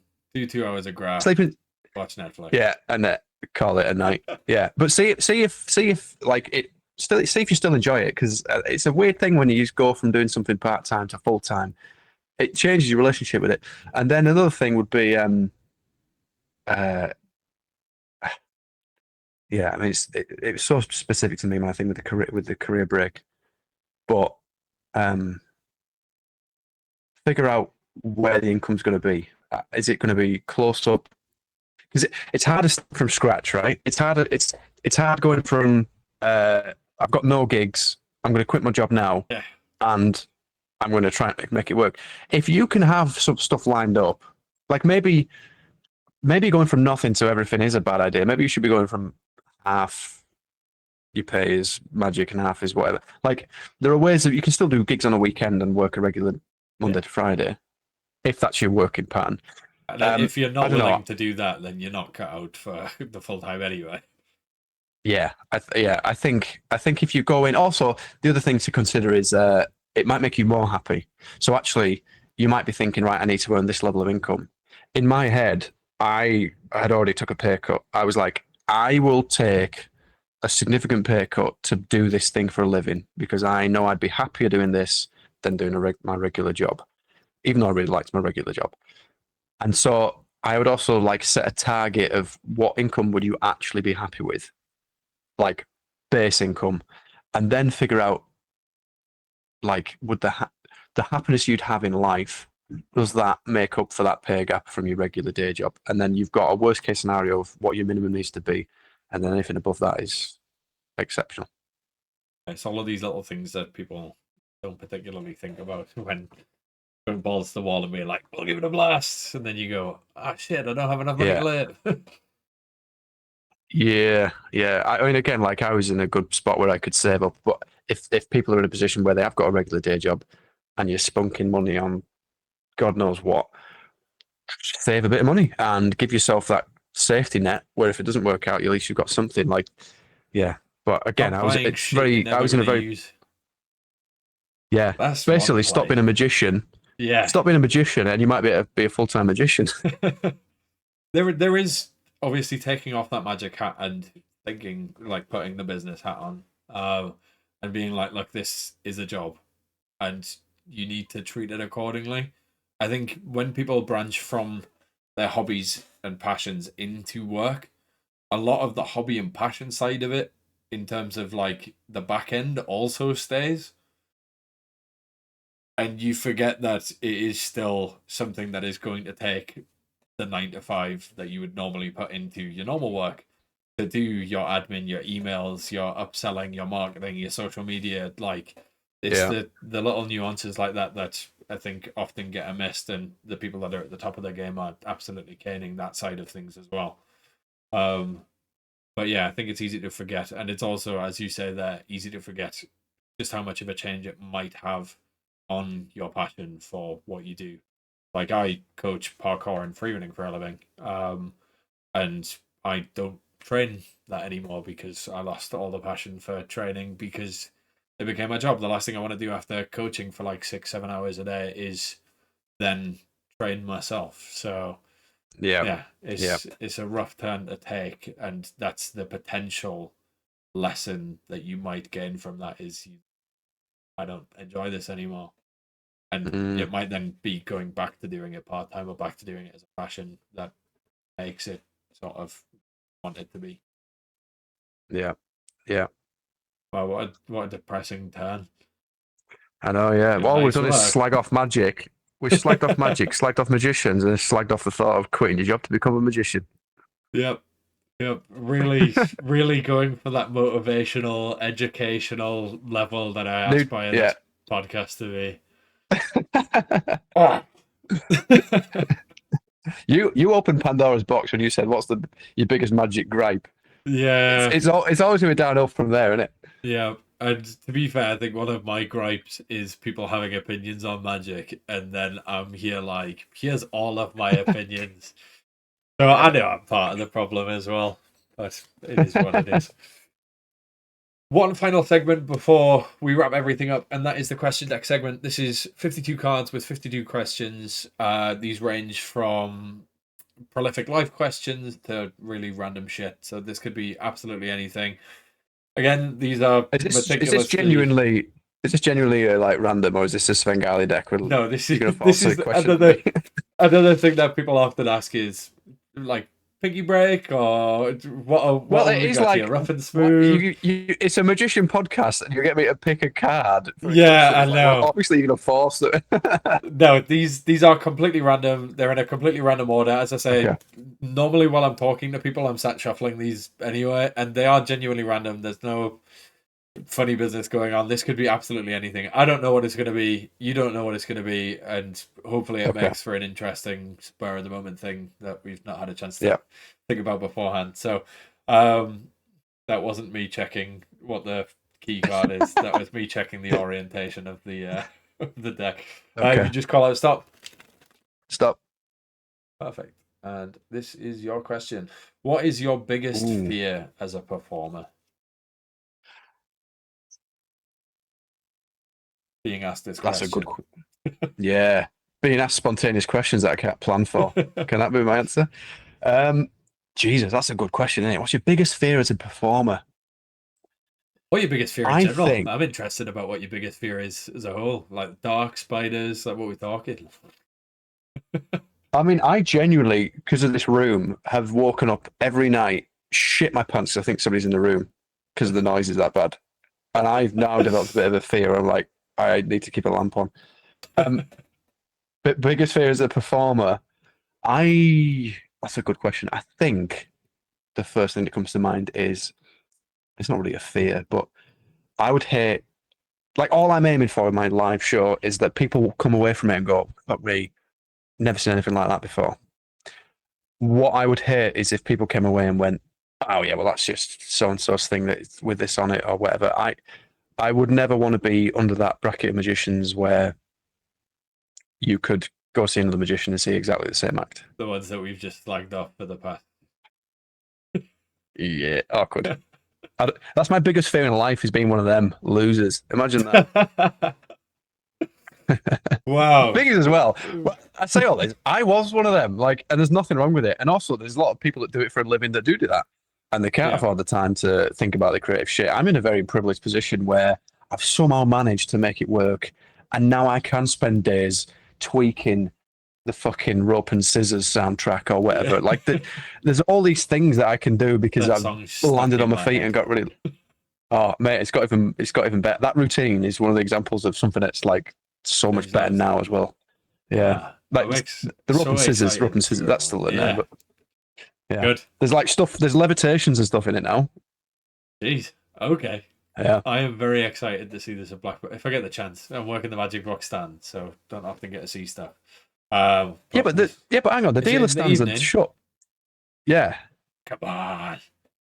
They put all the best stuff during the day, and I'm stood there demming the same product. Well, I'm the gala show on the Thursday night in the Opera House now.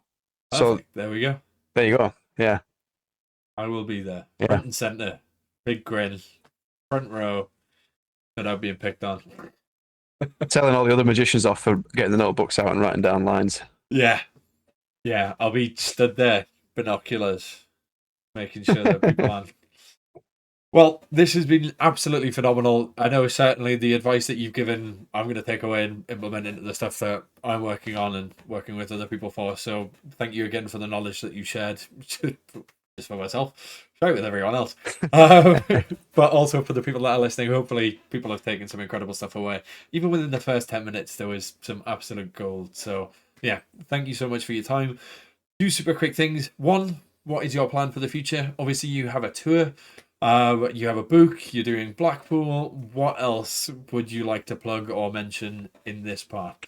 Main thing is the tour. And even though I am doing it at Blackpool, I don't want that to put magicians off going to see it in front of a lay audience. I think it's a very different experience seeing it in like a proper theatre with a lay audience. Because it's always weird doing a magic show for magicians, because they'll give you a round of applause in the middle of the routine because they've spotted a method and they like the method. So go and watch the show as well. In a proper room with lay people. But outside of that, I've got the book coming out, so keep your eyes peeled for that. And yeah, I'm looking forward to it. Also, I mean, it's just a crazy time because we've got the tour coming up. We've got all this stuff you mentioned. Just had a baby, and we're moving house in the next couple of weeks as well. So it's there's a lot of shit going on. I don't understand how you juggle all of this, and then all the YouTube stuff on top of that. And you're still editing all of your own shit. Like, what are you playing at? I know. Well, I'm a fucking idiot, really, because I need an editor. I need somebody. I need somebody who can help me out. But I've not actually found an editor yet that I've been happy with. So that's my own. Yeah, I'm not helping myself. I know. But no, it's been a pleasure. Thanks for having me. It's been the questions have been great. Like, I can tell you put thought behind it, and really.